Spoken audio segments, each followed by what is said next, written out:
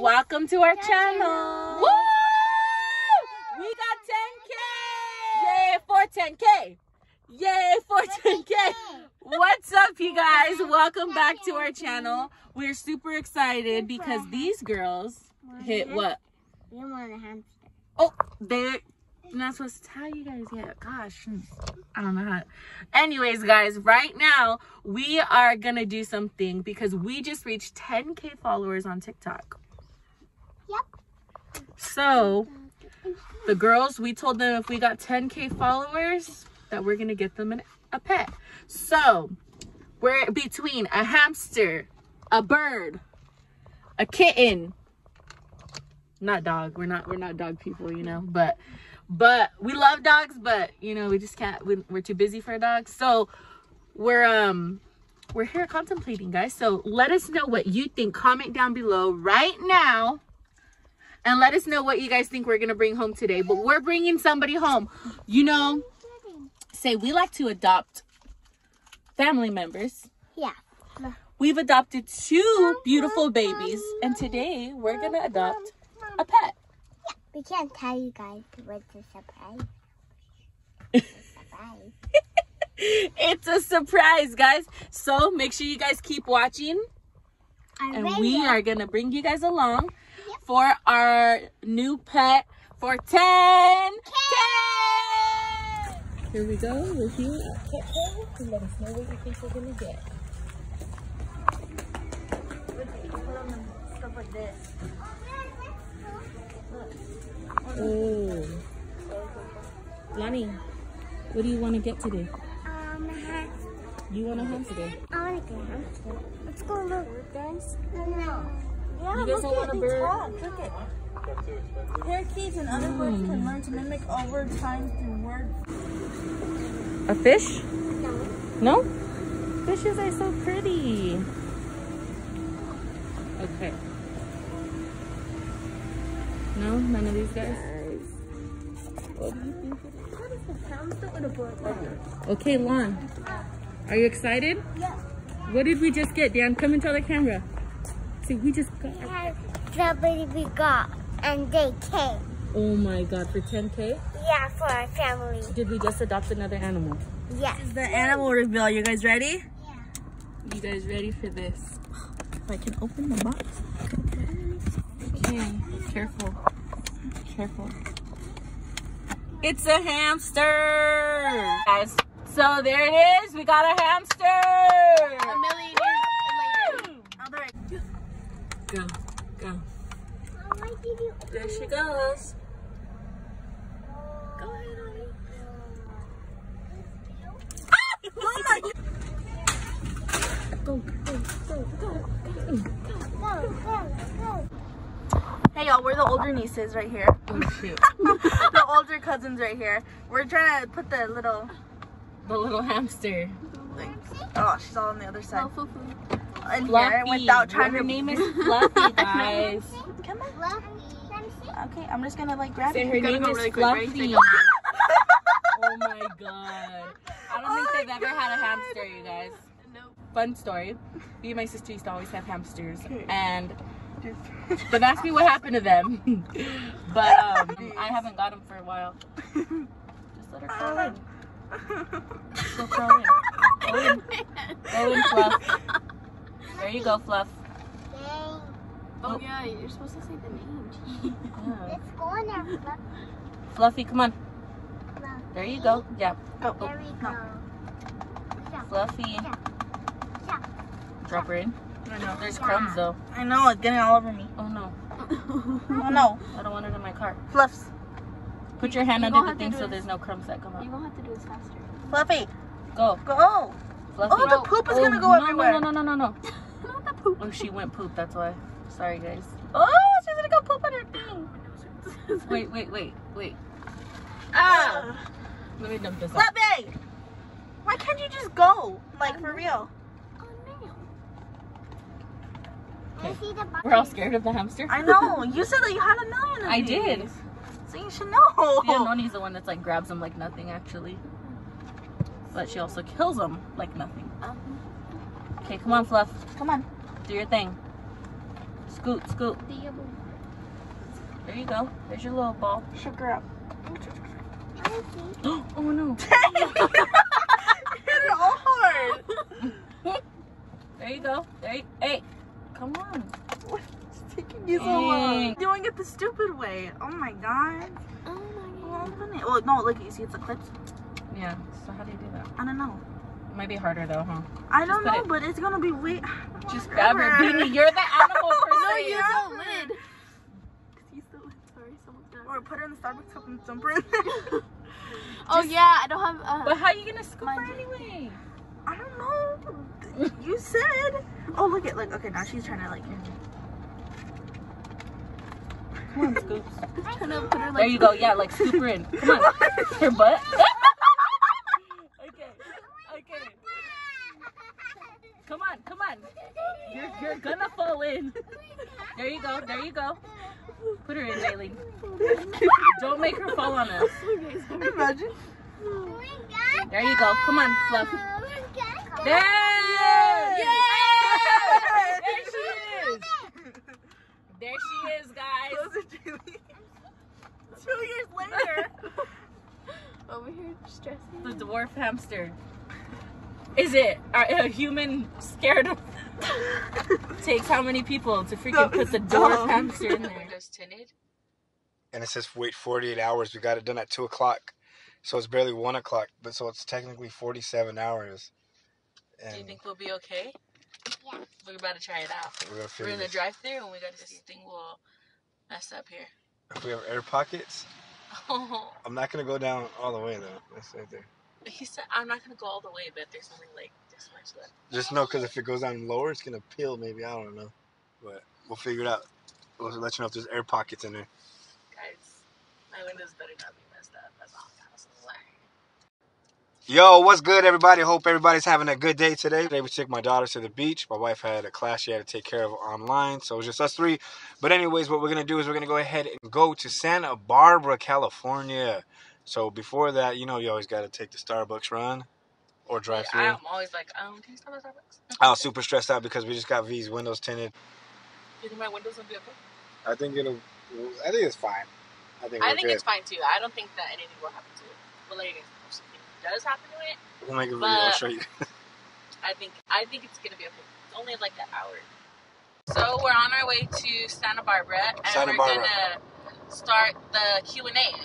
You guys submitted some questions on Instagram, and let me see them on your phone, babe. Can I see your phone? Okay. So that way we can go ahead and start it.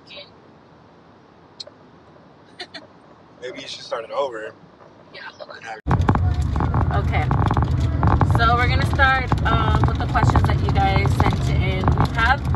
Over the time, we've had a lot of questions submitted too, so I'm gonna try to bring those up too, as much as I can. We have probably like a 30-minute drive, so we're gonna try to. No, we're gonna do all of them. No, we'll just do a few of them, so that way we can, you know, get to answering your questions. Okay. So first, let me get a question for Ron. Why are you so stupid? Okay. First question is...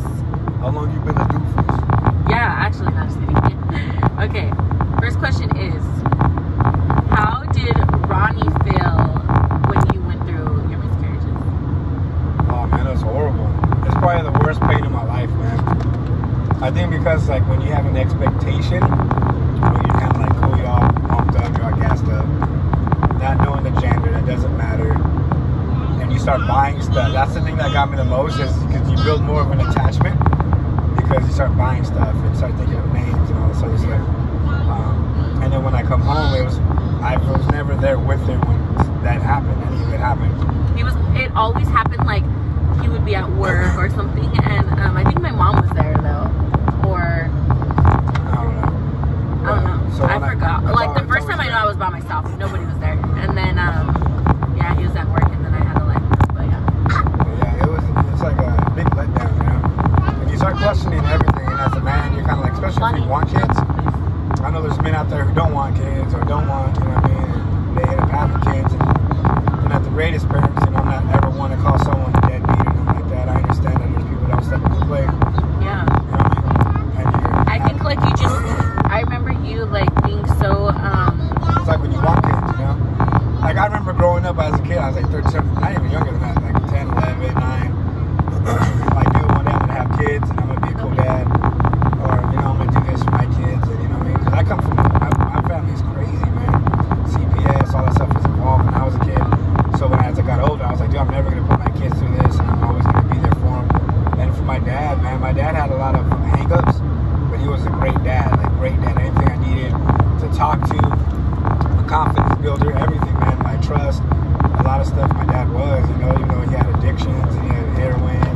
certain things and get cancer, and he got heavily bound to like pain pills and stuff, which led to that.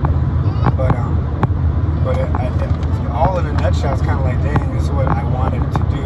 It's like so many plans you have, having a kid, or I think that's what I kind of shared too, like in my video, how there's a lot that goes into his biggest desire.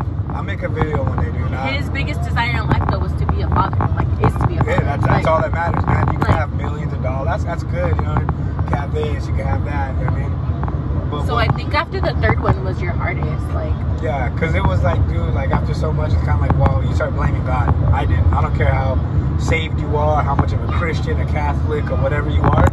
After a certain while, you're like, dude, I'm living a certain lifestyle to please God, and just to, you know what I mean? Not even please God, but just because I'm so thankful and grateful that God died on the cross and all these things, man. This is what I really felt. And I said, man, I'm going to live my best. I'm going to do this. I had a Bible club at school, all kind of stuff, man. It was just like as much work I could put in, working full-time, working this. I felt like, man, graphic design, everything was to the church, to God. Here you go, this is my heart. And I felt like all I ever wanted was this, and you're going to rob me of it? That's how I felt. I know in the Bible, there's a story about it. But I was like, at least he had a son he could sacrifice nothing, or this or that. I don't even have that.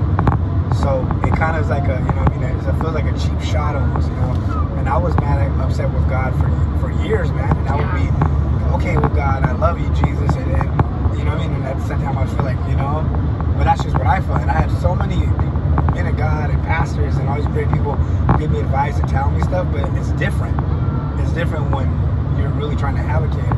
And I think it's different. Like, people can comfort you during that time and tell you, like, we're here for you, we're praying for you, this and that. But unless you talk to somebody who has gone through it, I'm a firm believer, like, if you haven't been there, like, we have no business talking about this. And I just, because I feel like you can't give me advice from what you know, like, just off of what you think, you know? But I wouldn't even say, like, because the person's best interest is to comfort you.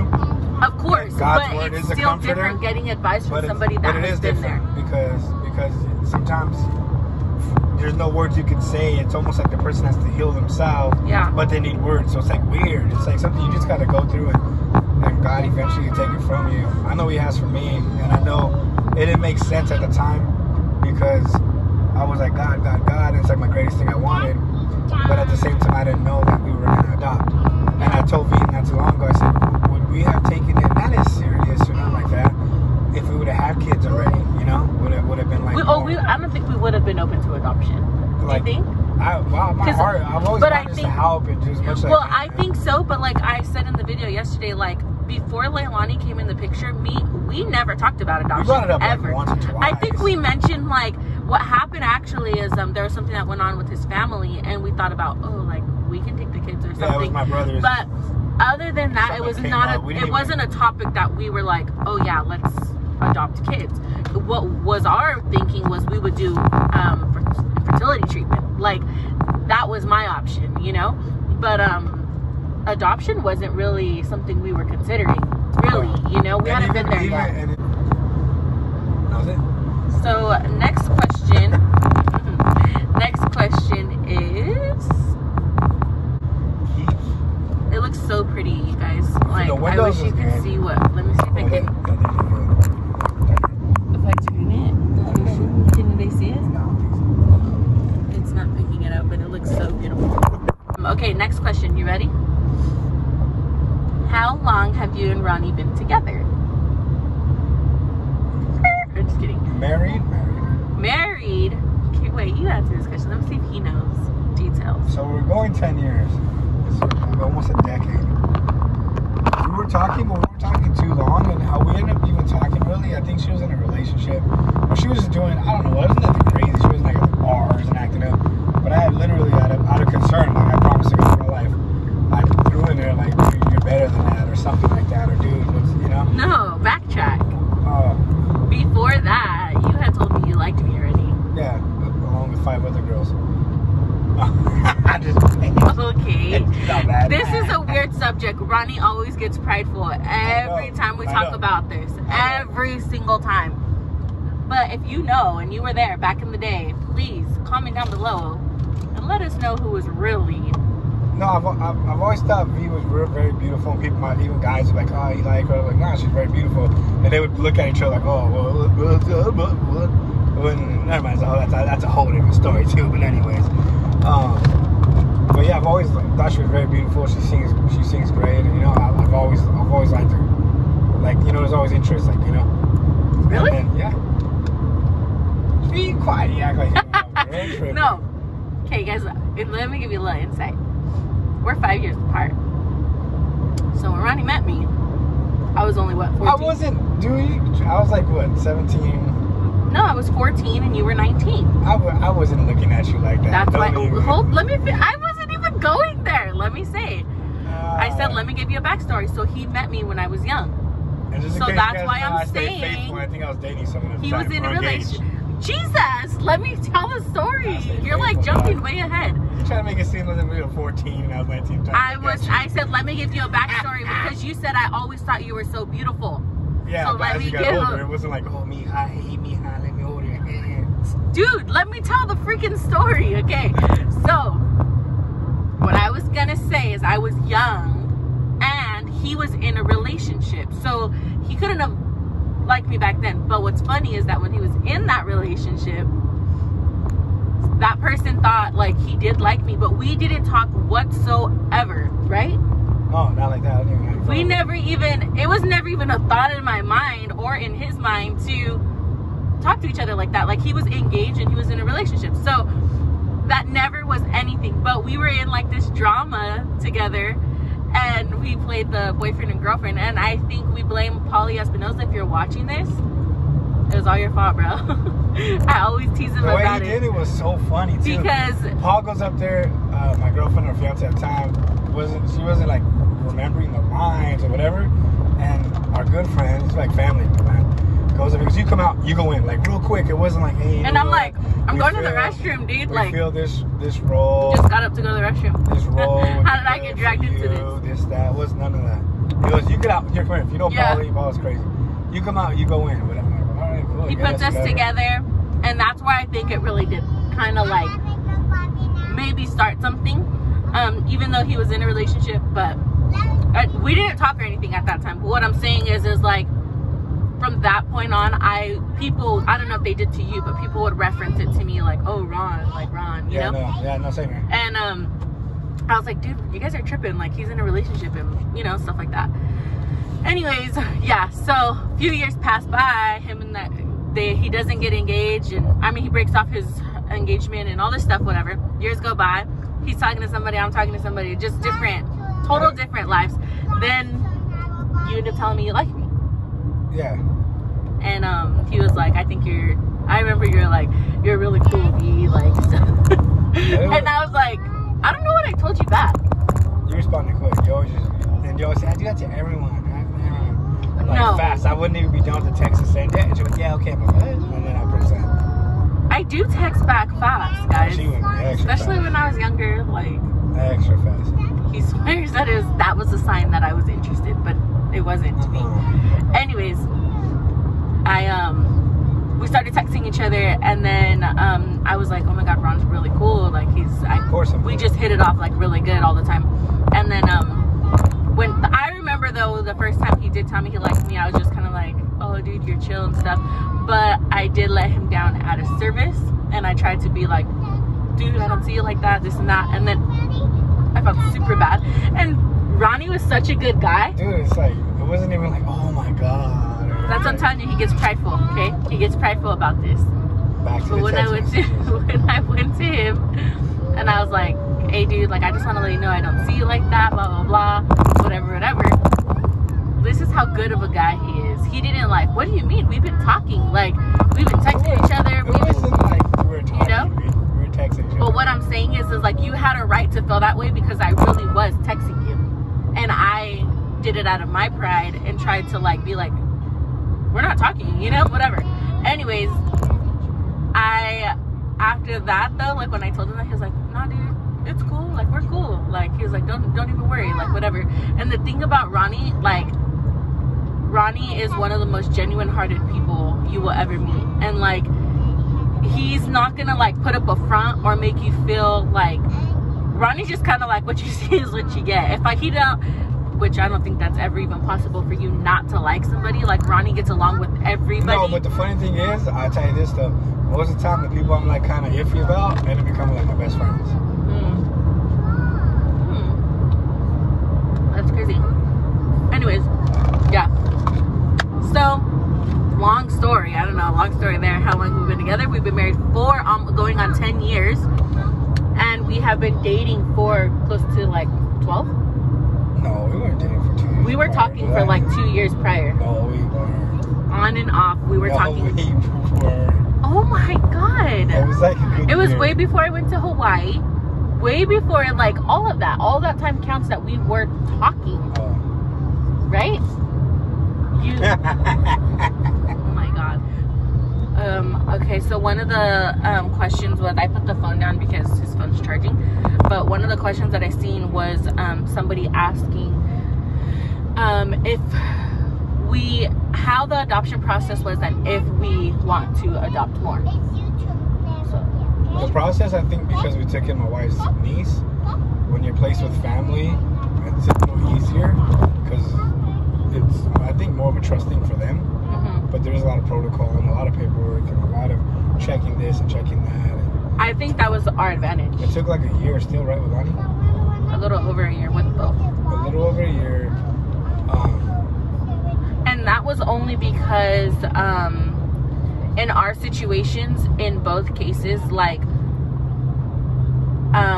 they tried to basically say that they were gonna try to get oh my gosh, I'm going blank, like the word, I'm forgetting the word, reunify.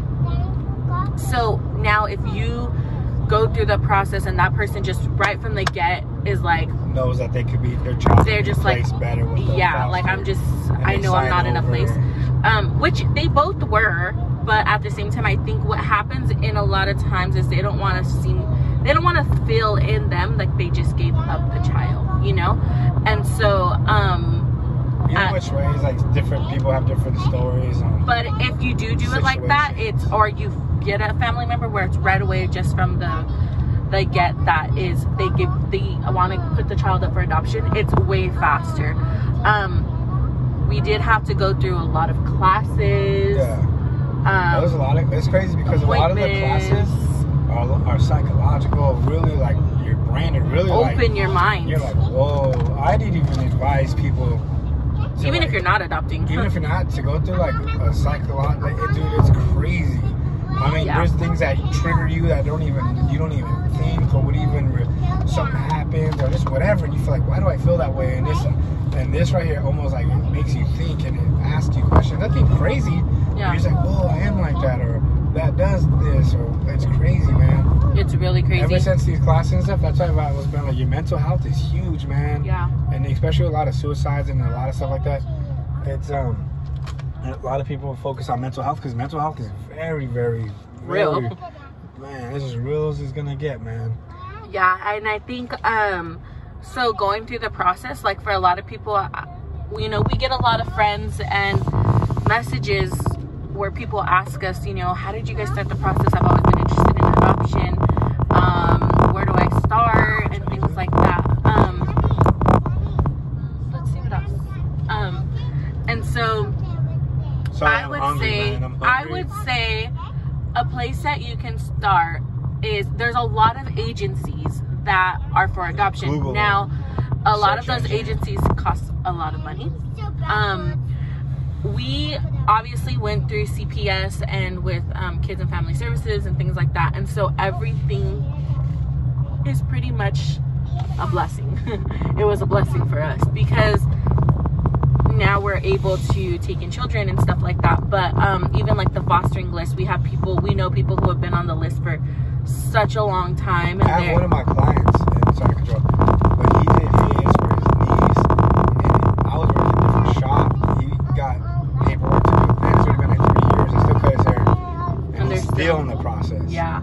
To a point where his wife moved to the Philippines the last year and a half, he said, and so they could have a connection with the baby. Oh wow. But yeah, and so he's working out here, she's over there.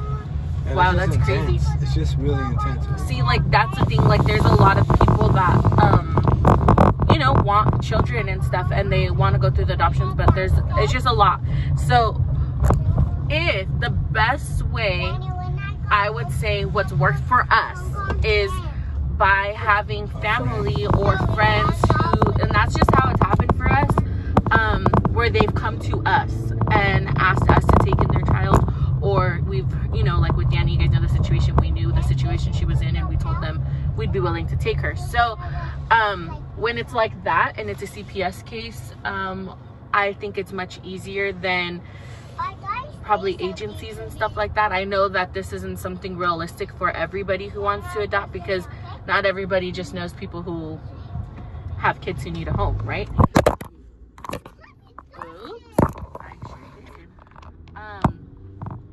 But my advice would be to maybe pray, not even maybe, strongly pray. Because there may be someone, like we said, and through the classes and everything we've learned, is not like all parents and people who have kids are horrible people for losing their kids.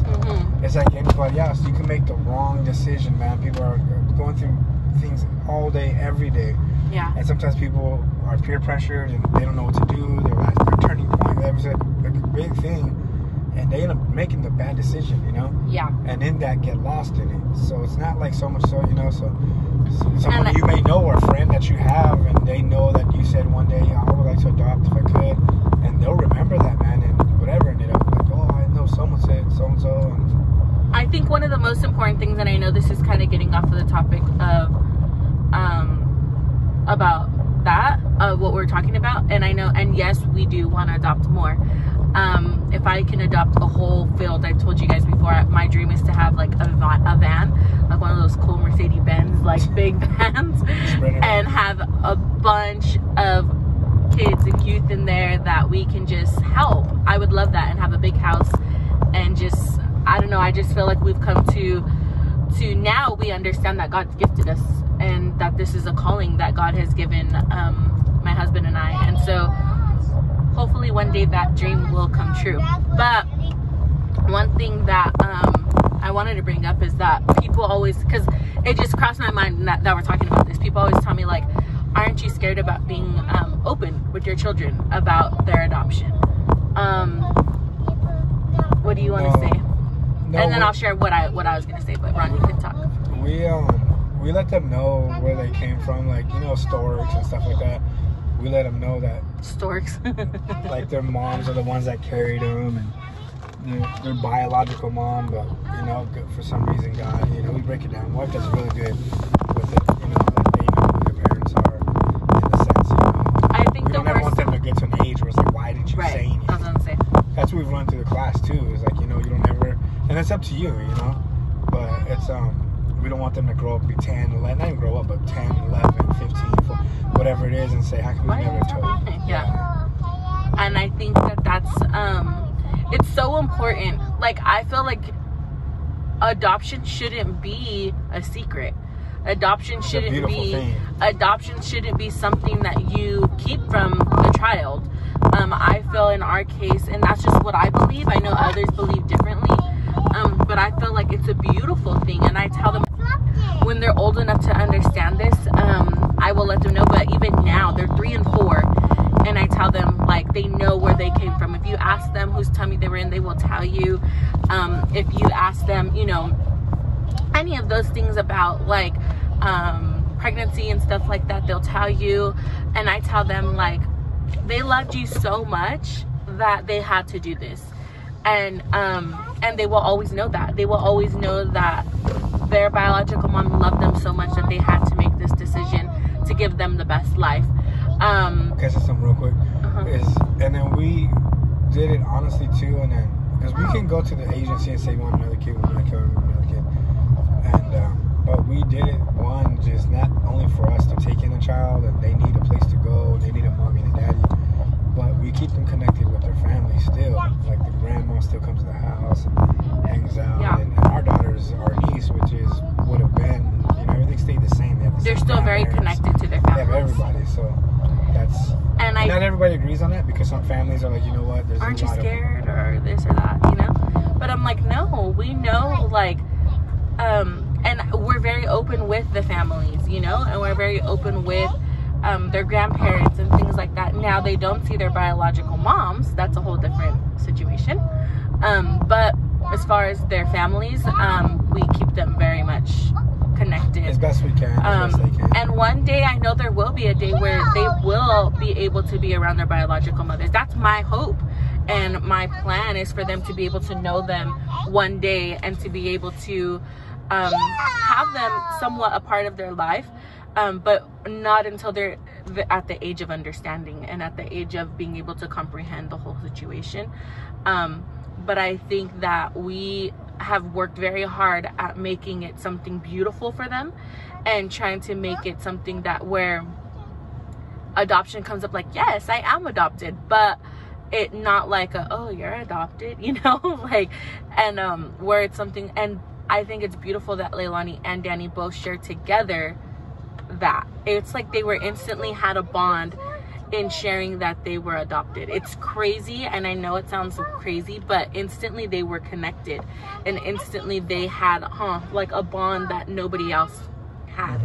And so I really think it's because of their background, and they knew. And I always tell them that obviously for me, we couldn't have children, and this was our answered prayer. And I tell them I carried them in my heart, and God brought us together. And that's how we make it, you know, understanding for them. And it's the truth. As much as we needed them, people always say, oh my gosh, they're so blessed to have you, they needed you and things nice. And like, as much as they needed us, we needed them. It completed our lives. I've had my full experience with Leilani, where I felt like I had a pregnancy. Like, I went through everything except for labor, right? And who doesn't want, like, who's gonna complain about not going through labor? And she came home with me from the hospital, and I've experienced having an infant from day one, and it was a beautiful experience. And then with Danny, she came with us when she was 3. Yeah, guys, we're kind of getting here to the beach, so we'll keep in touch. We'll keep we're getting here now, so we'll bring you guys along with us.